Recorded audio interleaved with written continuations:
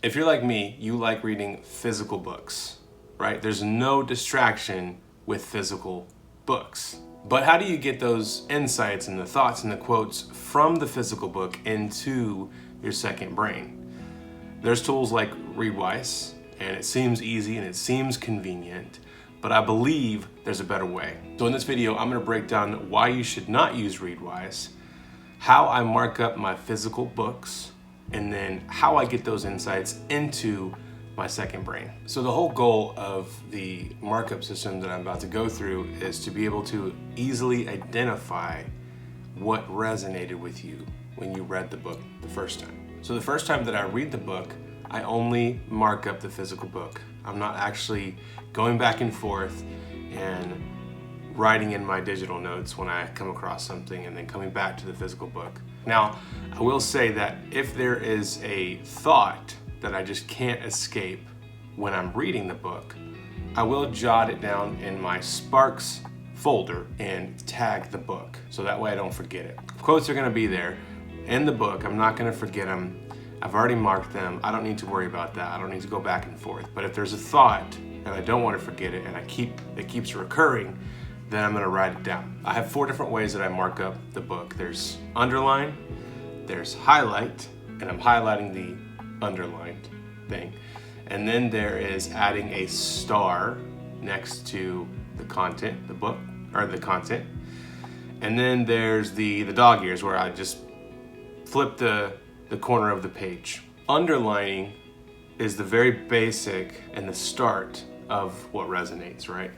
Like this is an equivalent to if I scroll and I see a post that I like and I give it a thumbs up. That's what underline is. And then I have highlight. Highlight is something that is, for me, like I would share this quote. I would share this passage. This is something that resonates with me enough for me to be like, I want to share this with my family, my friends, whoever. And then you have star. This is something that for me, it hits on a core belief, or it resonates with a life theme or something that I've really been thinking about. And then finally, there's the dog ears. That's where it's, if I don't save this, I will absolutely regret it. And I will say that the whole goal is that as you are getting closer to from underline to highlight to star and then dog ears, there should be less and less of those things as you're going through them. Okay, so I've done the work of marking up the physical book. I'm done with the book and I've read it. Now it's time to go back through and reflect and sit with the things that I underlined and highlighted and starred, dog-eared, all that stuff. Sit with it and reflect and think about it. And I'm going to move some of the content into my digital notes. Now, as I'm marking up the book, I start with underline, and then I eventually get to the dog ears, which should be the few things that I talked about. But in this step, where I'm getting it into the digital notes, I actually start with the dog ear stuff. Like I said, those are the things, if I don't save it, I'll regret it. So I start with that. And as I'm going through the pages, I'm writing down 2 types of notes.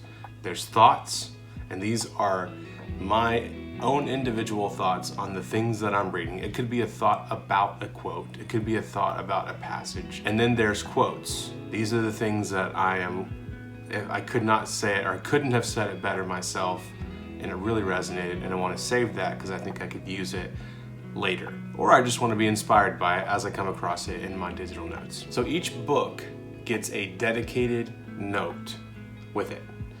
And then each thought or each quote for the book has a dedicated and separate note.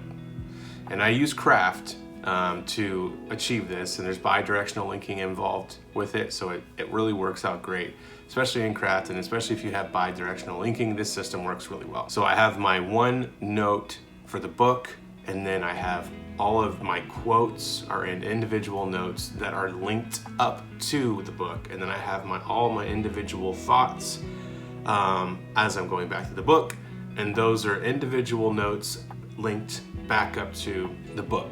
And the reason that I do separate quotes and separate thoughts is because I like to think that each of these could be Lego pieces that could be used for many projects. Like one of them could be used to build the rocket ship that I'm building with my Legos, or the next quote and thought could be used to build the pirate ship. Another thing is, while I am jotting down these quotes and thoughts and I am linking them to the book note itself, I can also start thinking about, okay, where else have I seen or thought about this before when it comes to the quote that I'm writing down, or when it comes to the thought that I'm typing out. I'm starting to think not just, okay, this relates to the book that I just read, but also what other books does it relate to? What other notes does it relate to? What other areas does it relate to in my life? What other themes and thought themes does it relate to? What other projects does this relate to? And you may be asking me, why are you spending time writing these down? Like typing these individually out in your note system when you can use Readwise? I prefer the slower approach because it adds some friction for me. It adds friction to be able to ask myself, is it worth me writing this down? Does it really resonate? Because while I'm reading the book, I may get excited and start highlighting a bunch of stuff or underlining a bunch of stuff. But as I'm putting it in my digital note system that's going to be there for a long time, I need to start asking myself, is this something that I really need to put in my digital system? Which leads me to why you should not use Readwise. If the goal is to capture things that truly resonate with you, then we need to be mindful of what we are capturing. And if we're going to be mindful of what we're capturing, we need to be mindful of how we're capturing it. It's never been easier to take the insights and the quotes and the things that you just resonated with inside of a book and transfer it to your digital note-taking system, into your second brain. But easy oftentimes comes with a cost. I could take a plane to New York, or I could take a car. The plane, it's faster, it seems easier, it's more convenient, I can get there quicker so I can start doing my sightseeing, all that stuff. And while it would get me there faster, I'd be missing out on the scenery from the car ride and the road trip memories that I would make. You just don't get the same memories in a plane. Because it's so convenient to highlight and send my notes or the highlights to my note-taking system, the tendency is to highlight everything.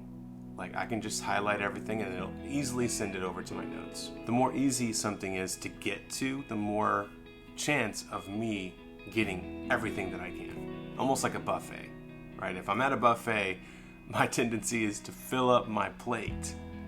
And then what happens? I'm stuffed and I don't feel good afterwards. To help with not being stuffed with information, the idea is to put in some friction between what you are consuming and how you get it into your second brain. And the way that I produce the friction, the way that the friction is for me, is I have to physically type out the notes and the quotes. It's a slow approach, like I mentioned, but this approach helps me to truly get things that resonate with me, so that when I come back to my digital notes, every single note that I have inspires me, creates some energy inside of me, and it gets me excited because I know all those notes resonate well.